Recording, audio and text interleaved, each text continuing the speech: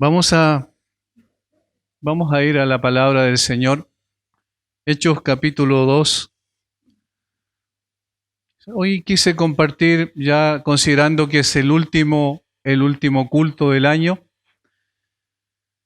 compartir uno de los textos probablemente más conocidos del libro de los Hechos, en la primera exposición de Pedro después de la venida del Espíritu Santo. Esa venida que estuvieron esperando durante un tiempo los apóstoles junto a otras personas, en total 120 que oraban, dice el capítulo 1, esperando la promesa del Padre, lo que el Señor Jesucristo había dicho, recuerden, antes de poder ir a la cruz a sus discípulos en el aposento alto: es necesario que yo me vaya, pero cuando yo me vaya enviaré a otro Consolador, el cual está con vosotros y estará en vosotros. Y se refería obviamente al Espíritu Santo. Esa promesa fue la que sostuvo a los creyentes durante ese tiempo en Jerusalén. Se reunieron, oraron, ayunaron, estuvieron ahí durante un buen tiempo clamando, rogando, suplicando al Señor que la promesa que Él les había hecho viniese sobre sus vidas. Y entre ellos estaba el apóstol Pedro, un hombre que, como bien sabemos, tenía características peculiares. Era un hombre que se la jugaba en un sentido. Inmediatamente cuando se le proponía algo, él salía adelante y decía: yo lo voy a hacer, pero pronto tenía que retroceder para poder darse cuenta de sus debilidades, sus flaquezas, que nosotros nos identificamos mucho con Pedro, probablemente uno de los apóstoles con los cuales más nos identificamos en ese sentido. Fallamos mucho en nuestro deseo, en nuestro anhelo inmediato por hacer las cosas, quizás con un buen corazón, pero erróneamente cuando consideramos nuestras fuerzas o nuestras debilidades como fuerzas, en realidad, cuando en realidad somos débiles y frágiles. Pedro era una persona así, sin embargo era una persona sincera, genuina, que manifestaba lo que había en su corazón, de tal manera que en ese sentido también es loable su actitud. Sin embargo, este Pedro, recuerden cuando el Señor Jesucristo dijo que era necesario ir a Jerusalén y él tenía que morir en Jerusalén, sufrir y morir en una cruz y resucitar al tercer día, Pedro salió y le dijo: Señor, nada de esto te acontezca bajo ninguna circunstancia. Lo reprendió, dice literalmente el texto, a Jesús. Y Jesús le dijo: apártate de mí, Satanás, porque pones la mira en las cosas de los hombres y no en las de Dios. Fue una fuerte reprensión de parte del Señor porque Pedro no entendía lo que era el plan del Señor y entonces falló rotundamente al considerar que el Señor no debía ir a Jerusalén a cumplir con ese propósito de morir en la cruz. Sin embargo, este mismo Pedro, que después negó 3 veces al Señor, incluso la última vez con maldiciones, lo negó absoluta y categóricamente, este mismo Pedro fue restaurado. Juan capítulo 21 es el que lo relata. Pedro, ¿me amas? Apacienta mis ovejas. Pedro, ¿me amas? Apacienta mis corderos. Pedro, ¿me amas? En tercera ocasión el Señor le dice, luego pastorea mis ovejas. Es decir, en 3 ocasiones Pedro negó al Señor, en 3 ocasiones el Señor usó para restaurar a Pedro, hasta que finalmente llegó el momento en que el Espíritu Santo vino sobre los creyentes en Hechos capítulo 2, donde está el relato, y comenzaron a hablar en lenguas, no en lenguas ininteligibles, sino en idiomas de los diferentes judíos que habían de diferentes partes del Imperio Romano. Empezaron a hablar en esas lenguas y entonces la gente quedó atónita, perpleja, como dice el capítulo 2, versículo 12. Y algunos pensaron en ese contexto que en realidad estas personas estaban ebrias, pero Pedro les dice: es imposible, primero por la hora del día y segundo porque a lo que está ocurriendo hoy es la promesa que el Padre había hecho y esto es producto de lo que Jesucristo hizo. Y aquí está el meollo del asunto. Es interesante que Pedro nos dice: ustedes están completamente equivocados, y utiliza la crítica, la burla de los demás en el sentido de defenderse de lo que estaba sucediendo. Pedro no hace eso, sino que los lleva al Evangelio. Y este es el mensaje central que la iglesia nunca debe olvidar. Especialmente cuando estamos viviendo tiempos caóticos como en el día de hoy está ocurriendo. Cuando estamos viviendo tiempos también de incertidumbre absoluta respecto a lo que va a suceder en los meses siguientes, porque evidentemente hubo un cambio, no un cambio solamente en términos de un candidato u otro, hubo un cambio civilizatorio, estructural, un cambio de mentalidad, un cambio ideológico profundo que se está dando en nuestro país y que seguramente va a traer consecuencias complejas a todos los habitantes de esta maravillosa tierra a la cual el Señor nos dio el privilegio de nacer. Sin embargo, hay un mensaje que tiene que permanecer siempre en alto. Es el mensaje de la cruz, es el mensaje del Evangelio. Alguien dijo, hoy el mundo está revuelto, cada vez más confundido, desorientado, más cuando desorientado cuando estamos sumidos en profunda crisis de civilización a escala planetaria, viendo cómo se derrumba la utopía del imperio global y luchan los totalitarismos. El mensaje del Evangelio en ese contexto tiene plena vigencia. Y nosotros en el día de hoy somos una iglesia local, en una pequeña ciudad de este pequeño país también, de tal manera que es un punto en medio de toda la tierra. Sin embargo, podemos con toda claridad decir que hay un mensaje que trasciende y hay un mensaje que está más allá de las circunstancias puntuales que estamos viviendo, y es un mensaje que nosotros somos llamados a proclamar, pero para proclamar debemos saber cuál es su contenido. Para poder difuminarlo por todo lugar, diseminar esta semilla preciosa del Evangelio, necesitamos saber qué significa y cómo poder avanzar en esto y qué implica esto en términos reales cuando se recibe ese Evangelio. No se trata de la asimilación de una religión, como dijo uno de los hermanos ahora, sino se trata de algo que transforma la vida nuestra, que impacta profundamente lo que somos y lo que seremos en la eternidad, y que en consecuencia también nos constriñe ese amor de Dios en Cristo por medio del Evangelio a poder seguir proclamando esta verdad. Yo quiero mostrar a través de la Escritura cómo el mensaje de Pedro fue sencillo, pero no superficial. Fue muy fácil de entender, pero no fue sumido en conocimientos profundos, sino que simplemente él explicó lo que Dios había hecho en Cristo de una manera extraordinaria. Y eso es lo que nosotros hemos de hacer. Una mirada en general del texto nos llama la atención sobre, primeramente, el hecho de este Evangelio, el hecho de estos acontecimientos que ocurrieron pocos días antes de que viniera el Espíritu Santo, 50 días antes el Señor Jesucristo había entregado su vida en la cruz. El apóstol Pedro explica que todo esto tenía que ver con un plan preestablecido por Dios. Eso es lo primero en una observación general que nosotros podemos hacer del texto. Versículo 23 dice, a este entregado por el determinado consejo y anticipado conocimiento de Dios. A este entregado por el determinado consejo. Y esto es muy interesante porque está hablando de que esto tenía que ver con algo que se estableció antes de la fundación del mundo si lo comparamos con otros textos bíblicos.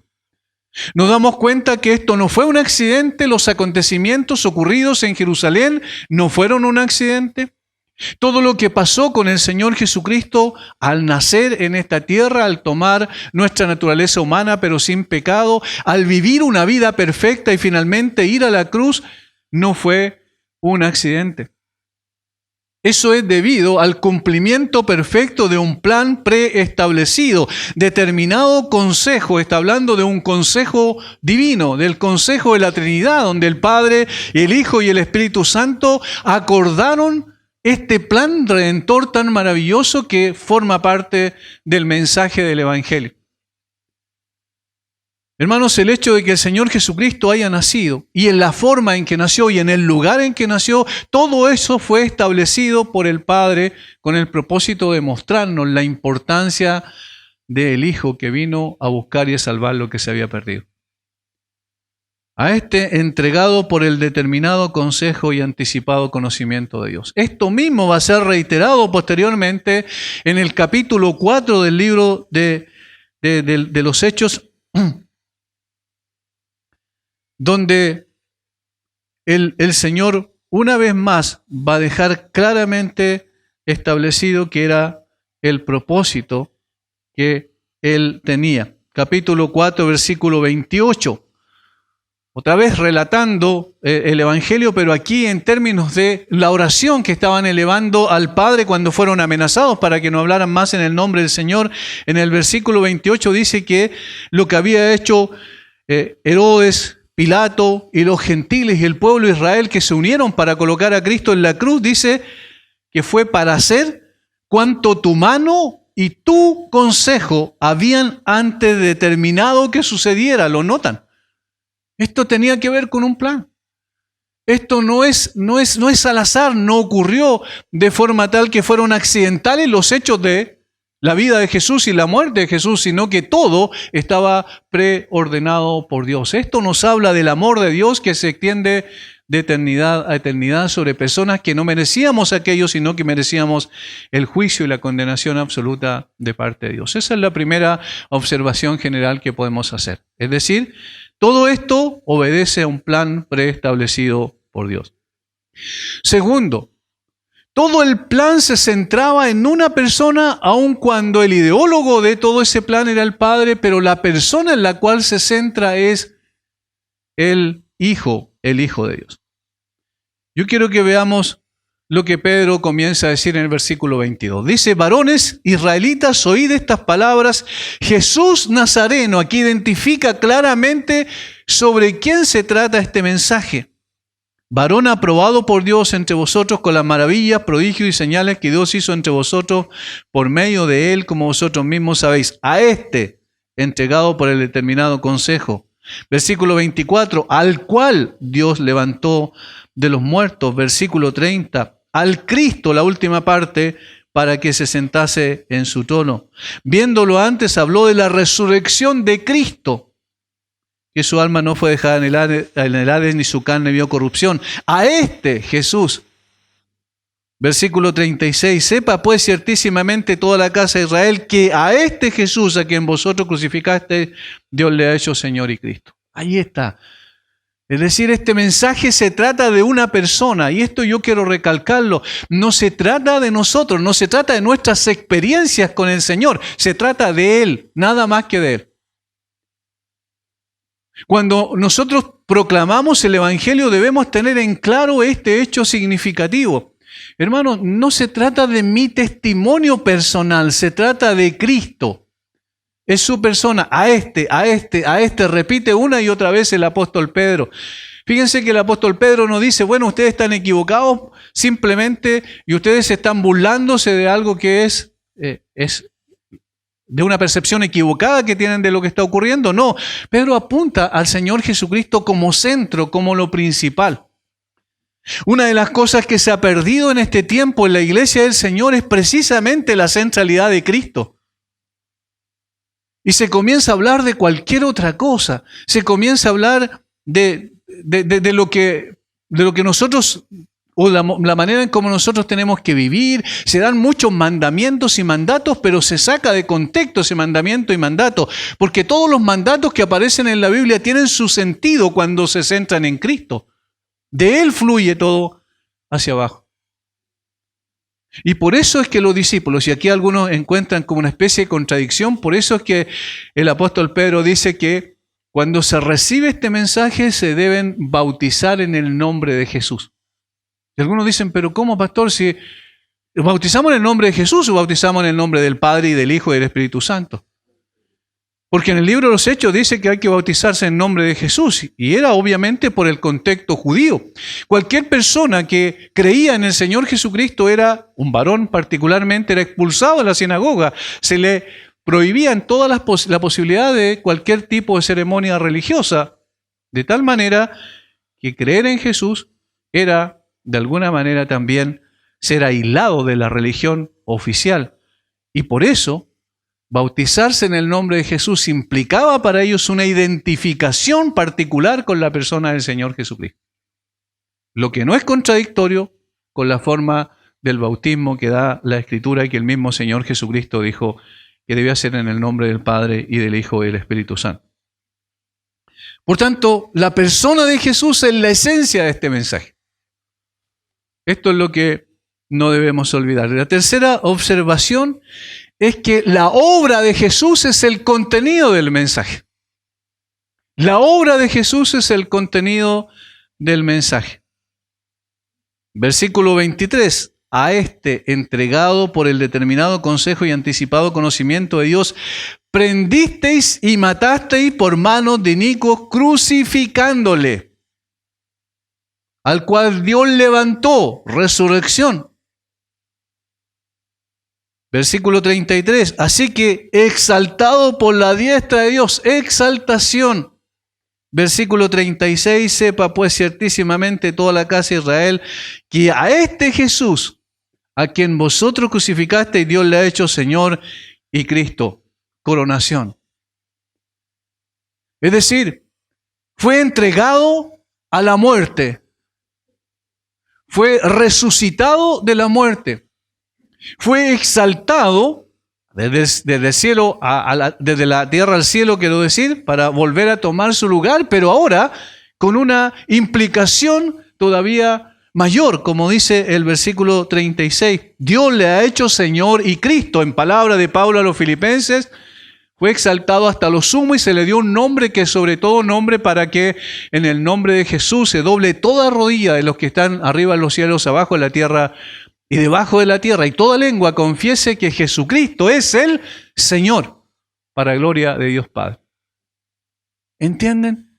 La obra del Señor Jesucristo es el contenido esencial del mensaje, hermanos, y aquí quiero ser bien categórico y absoluto. No es un mensaje motivacional para alentarnos. No es un mensaje que pueda apelar a los sentimientos y las emociones simplemente para que podamos sentirnos mejor. No es un mensaje para sentirse mejor. Es un mensaje que contiene los hechos constitutivos de la obra del Señor Jesucristo en la cruz y su posterior resurrección, exaltación y coronación en la gloria.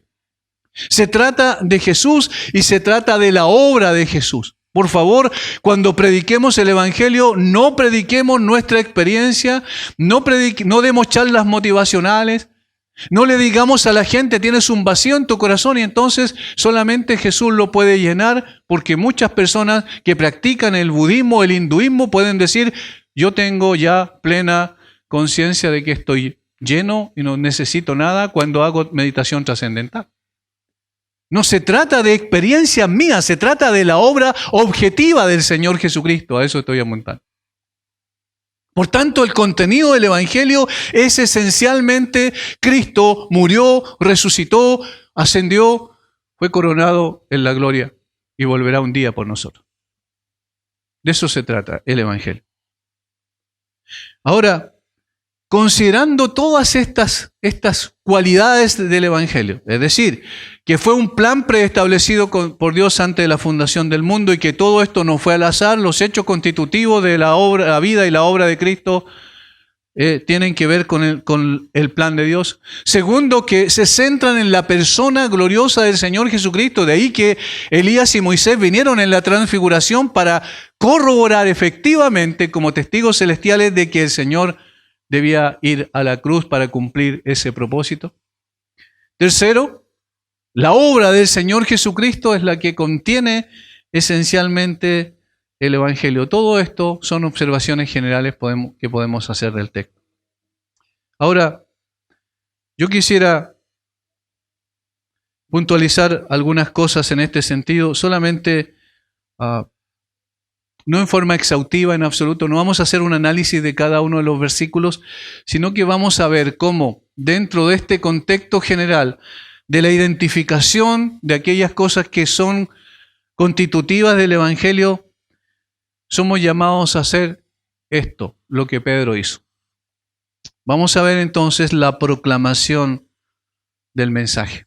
Este mensaje central que la iglesia no puede olvidar, se tiene que proclamar, como dije, tal cual como fue entregado, sin añadiduras, sin pensar que nuestra capacidad retórica va a traer a la gente a la conversión, sino pensando exclusivamente en lo que la Biblia dice, que podamos tener la mente de Cristo, como dice el apóstol Pablo en 1 Corintios 2:16, para proclamar este mensaje.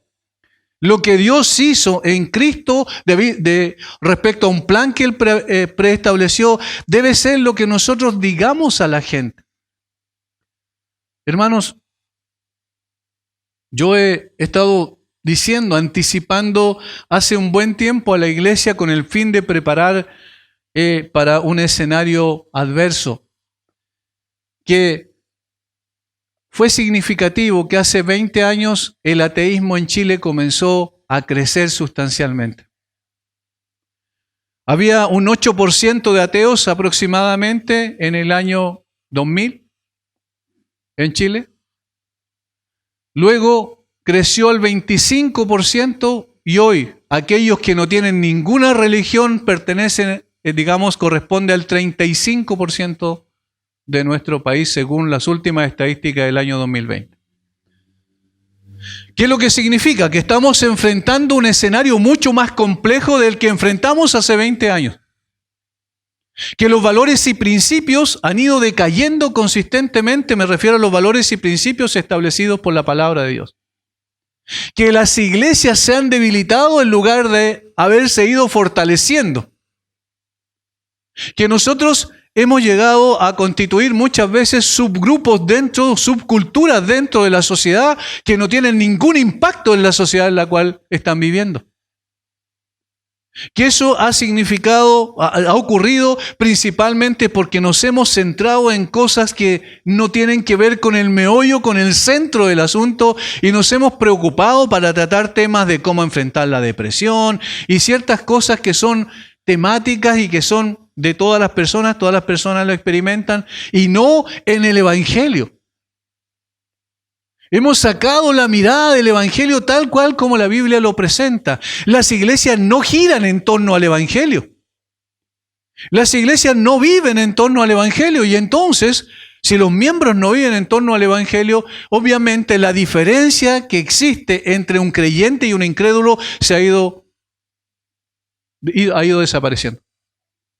Y entonces, ¿qué impacto pueden hacer aquellas personas que tienen la Biblia y que conocen al Señor y que profesan la fe cristiana en un mundo incrédulo?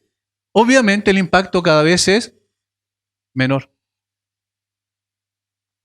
Pedro no dijo, miren, ustedes están equivocados, su religión, la religión del judaísmo está completamente fuera de lugar. No, Pedro les llevó a las personas inmediatamente a Cristo, a su obra suficiente y al hecho de que era el cumplimiento del plan de Dios. Allí está la base de lo que significa ser iglesia. Nosotros somos iglesia cuando el Evangelio es el que nos motiva, el que motiva nuestra vida y va produciendo cambios significativos en nuestro comportamiento, no solo moral, sino esencialmente espiritual. Cuando las personas que están a nuestro alrededor, aquellos que comparten con nosotros en nuestros trabajos, nos miran, pueden y deben poder oler a Evangelio. De eso se trata. Y eso es lo que Pedro hace aquí. Es extraordinario cómo utiliza el Antiguo Testamento y dice, miren, esto es lo que dijo David, esto es lo que iba a ocurrir y esto es lo que ocurrió. Y luego simplemente se coloca en un segundo lugar. No somos nosotros los importantes. No es importante el que proclama el Evangelio, es importante el Evangelio en sí mismo. Porque es el único que es poder de Dios para salvación. Porque es el único que dinamita el orgullo del hombre, lo hace trizas y entonces lo levanta posteriormente, porque el Evangelio eso es lo que hace. Primero hiere y luego sana, primero humilla y luego exalta. Y eso es lo que Pedro tenía en su mente. Sí, el mismo hombre que había negado a Cristo. El mismo hombre que estaba escondido con los demás discípulos temblando por temor a los judíos, dice Juan en el capítulo 20. El mismo hombre que había visto una y otra vez el hecho, la realidad de la resurrección y todavía tenía dudas en su cabeza. Pero vino el Espíritu Santo y lo llenó de valor. Y aquí está algo que necesitamos como proclamadores del Evangelio. Necesitamos valor. Necesitamos valor. ¿Por qué? Porque vamos a pagar un precio. Y hoy probablemente está más cerca del hecho de que vamos a pagar un precio alto por seguir predicando el Evangelio. Tal como ha sido entregado.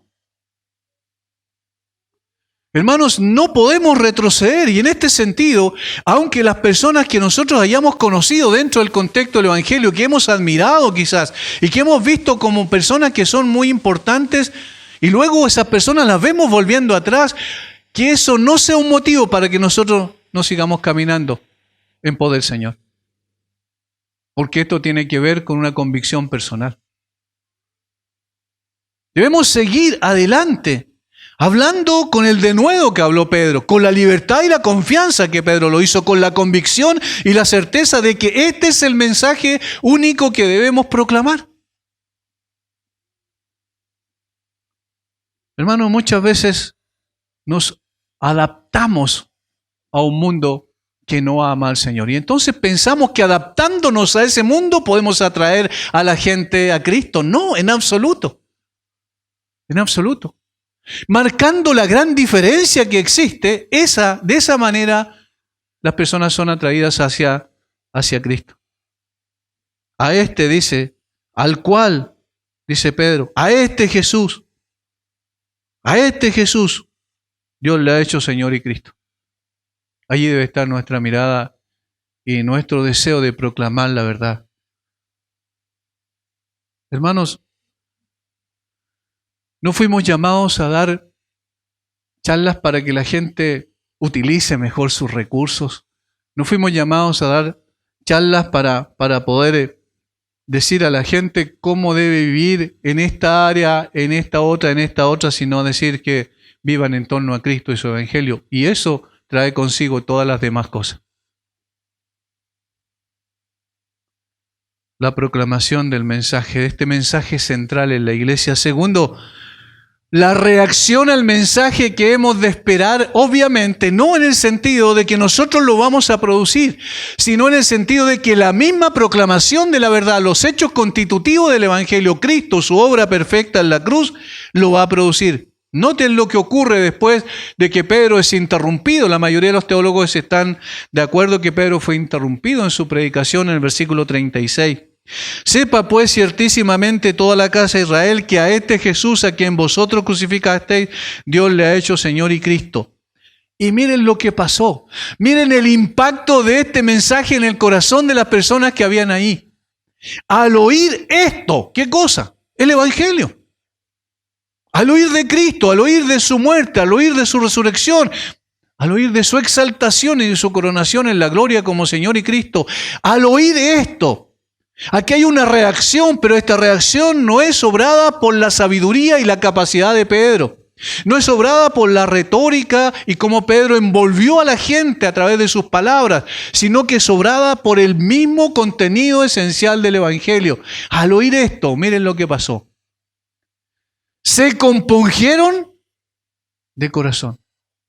Al oír esto se compungieron de corazón, y esa palabra es decidora porque significa pinchar violentamente el alma, el interior, el lugar donde están todos nuestros sentidos, pensamientos, sentimientos, voluntad y capacidad moral. Allí fueron impactados, y eso es lo que hace el Evangelio que no hace ningún otro mensaje. Va al lugar más importante del ser, a la esencia, lo que nos hace ser personas. Se compungieron de corazón. Fueron golpeados, pinchados violentamente en su ser interior. No es una convicción intelectual solo que tuvieron, sí lo fue, pero no solo eso. No solo fue un impacto emocional, sí lo fue, pero fue mucho más que eso.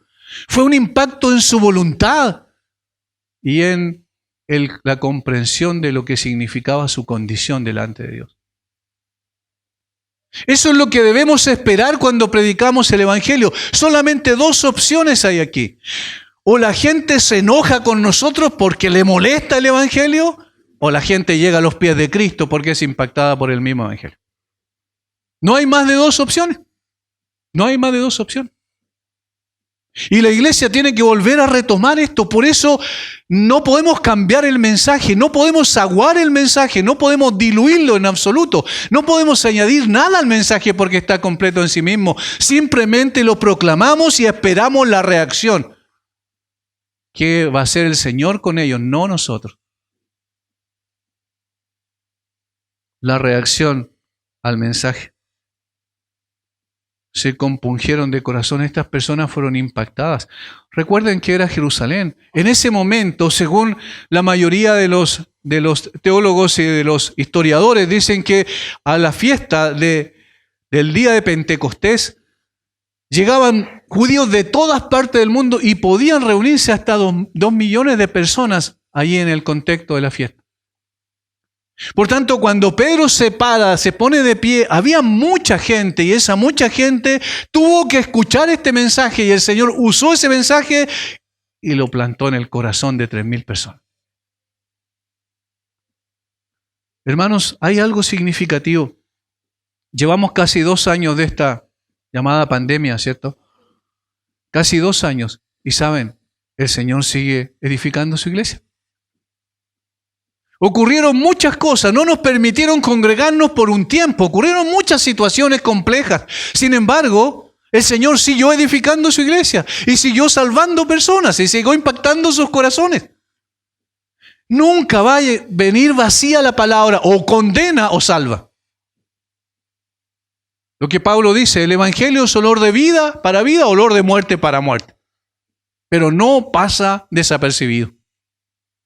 Y eso es lo que ha ocurrido con la iglesia. Estas personas del día de Pentecostés fueron impactadas en su corazón.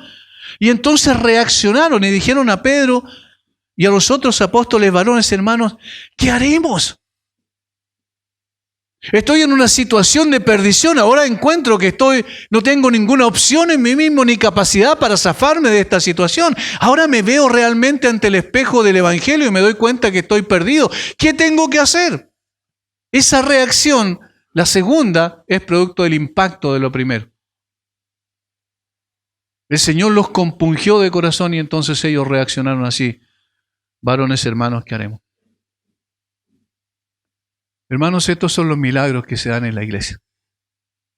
Estos son los milagros perdurables. Estos son los milagros que duran por una eternidad.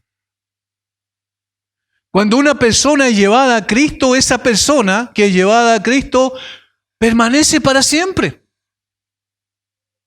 Un corazón duro y orgulloso es humillado de un momento a otro, sin que nosotros hagamos nada en el proceso como predicadores del Evangelio, simplemente presentamos la verdad. Y estas personas se dieron cuenta, dijeron, ¿qué haremos? Necesitamos hacer algo, porque en realidad lo que acabamos de escuchar es una verdad irrefutable. Y Pedro les dijo, arrepentidos. Alguien en redes sociales el otro día dijo, obviamente no es un creyente, es un parlamentario chileno, pero que tiene ciertas nociones del catolicismo. Él dijo, este es el mensaje que trajo Jesús en Navidad, amaos los unos a los otros. Y yo no pude dejar de meterme ahí y colocar, hay un mensaje que Él trajo y que precede a este. Arrepiéntanse y crean en el Evangelio. Arrepiéntanse y crean en el Evangelio. ¿Cómo se van a amar unos a otros en relación a lo que significa el amor como Cristo lo plantea si primeramente no conocen el gran amor de Dios en su vida? Y para eso, ¿qué es necesario? Arrepentimiento. Y esta palabra normalmente significa un cambio de mente, de mentalidad. Es una transformación de la manera en que pensamos. Y esto trae una transformación también en nuestras emociones y un cambio sustancial en nuestra voluntad. Esta palabra arrepentimiento tiene esas 3 connotaciones necesariamente. Es un vuelco de todo lo que éramos a algo que ahora somos y que nunca antes vimos con tanta claridad como ahora lo vemos. Tenemos claridad porque el Señor ha puesto esa claridad en nosotros. Y Pedro dice, arrepiéntanse, eso es lo primero que tienen que hacer. ¿Qué más? Nada más, y el arrepentimiento es obrado por la gracia de Dios en el corazón de los hombres. De tal manera que también es una obra de Dios. Esta es la reacción del mensaje que las personas han de tener. De todos los que escuchan el Evangelio, algunos van a arrepentirse y otros no. Sin embargo, todos van a ser responsables delante de Dios. Tercero, la recepción del mensaje. Pedro dice que este mensaje es, y aquí voy a utilizar una palabra que se utiliza mucho hoy, pero en otra forma, el mensaje del Evangelio es inclusivo. Los incluye a todos. Porque para vosotros es la promesa, le está hablando a los judíos, y para vuestros hijos, y para todos los que están lejos, para cuantos el Señor nuestro Dios llamar. El único límite es ese, para cuantos el Señor nuestro Dios llamar. Y con otras muchas palabras testificaba y les exhortaba diciendo: sed salvos de esta perversa generación. Así que los que recibieron su palabra fueron bautizados y se añadieron aquel día como 3,000 personas. Y ahí está implícita la membresía de la iglesia, ¿se fija? Se añadieron aquel día como 3,000 personas después de haberse bautizado. Pero dice algo interesante: los que recibieron su palabra. Y esto es lo tercero, la recepción del mensaje. La reacción al mensaje, la recepción del mensaje. El Señor prepara el corazón, lo cultiva y entonces cae la semilla preciosa y produce frutos en la persona. Frutos de arrepentimiento y de salvación. Los que recibieron su palabra. Por eso hemos procurado en la iglesia local siempre colocar en alto la palabra de Dios. Las personas tienen que ser receptoras de la palabra de Dios. El mensaje que han de recibir en sus vidas como la única verdad absoluta es la palabra de Dios. Y la palabra de Dios, esencialmente, en el mensaje del Evangelio. ¿Cuántos van a abrir su corazón? Nosotros no sabemos, pero sí sabemos que los que abren su corazón van a pertenecer entonces a este cuerpo que es la iglesia, constituida por personas de toda lengua, tribu y nación, como va a decir después más adelante en Apocalipsis. Finalmente, hermanos, la aplicación del mensaje. ¿Cómo se aplica esto prácticamente en el contexto de una iglesia local? Versículo 42. Todos saben que estos vienen siendo los fundamentos de la iglesia y perseveraban en la doctrina de los apóstoles, en la comunión unos con otros, en el partimiento del pan y en las oraciones. Aquí hay 4 pilares fundamentales de la iglesia. ¿Cómo se aplica el mensaje del Evangelio en términos prácticos en la iglesia? Así, de esta manera. Y por eso es que necesitamos ser iglesia y por eso es que recibimos a miembros y formamos parte de esta comunión entre nosotros. Y en esta comunión, aquí hay 4 cosas que el Señor nos pide claramente. Y todo parten con esto: perseverar, mantenerse, persistir. No cambiar en todo lo que nosotros estamos haciendo, sino teniendo la convicción de que el Evangelio es la verdad absoluta, que nuestra vida gira en torno a Cristo, que la iglesia es cristocéntrica, que la iglesia es bibliocéntrica. Entonces nosotros perseveramos primeramente, la doctrina. En la doctrina. La doctrina no es algo más dentro de la iglesia, es el fundamento sobre el cual se edifica la vida de la iglesia. Hermanos, puede ser, y esto es obviamente hipotético, pero puede ser que en el futuro nos encontremos con un estado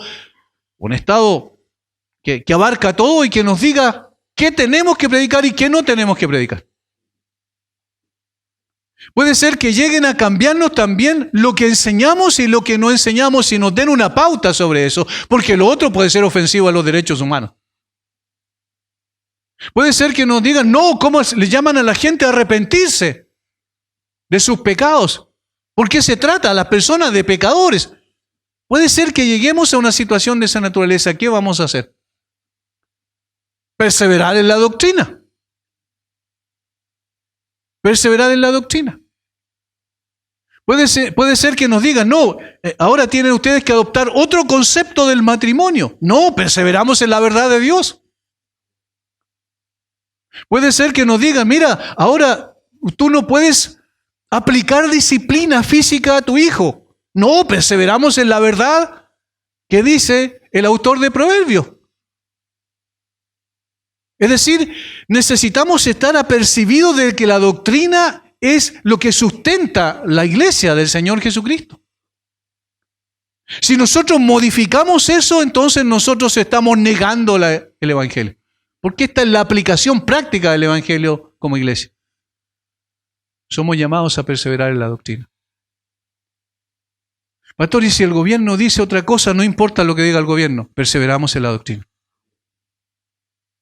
Pero si el gobierno nos aplica multa, no importa, perseveramos en la doctrina. Y si posteriormente el Estado quiere no solo aplicar multas, sino también meter presos a los creyentes, perseveramos en la doctrina. No tenemos opción, hermano. No tenemos opción. Segundo, rápidamente, porque se me va el tiempo, la comunión unos con otros.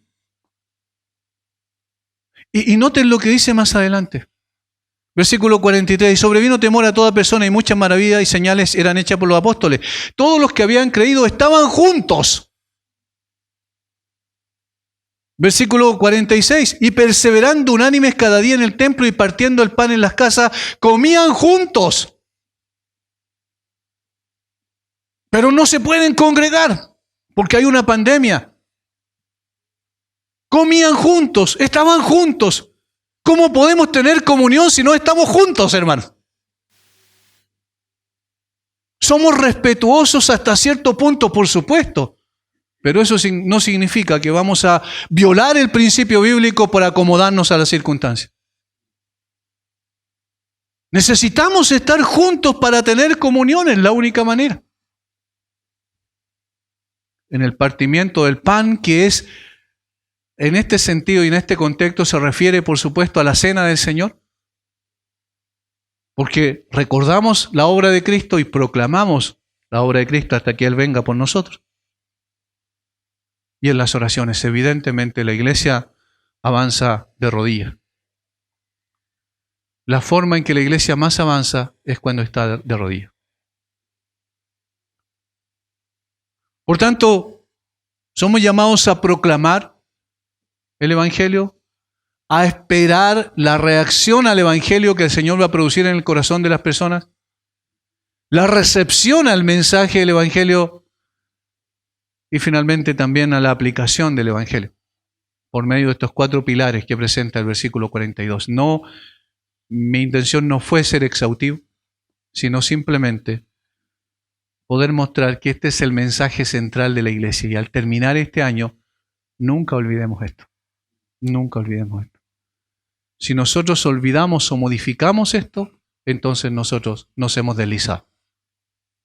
Permanezcamos en este mensaje, vivamos este mensaje y proclamemos este mensaje.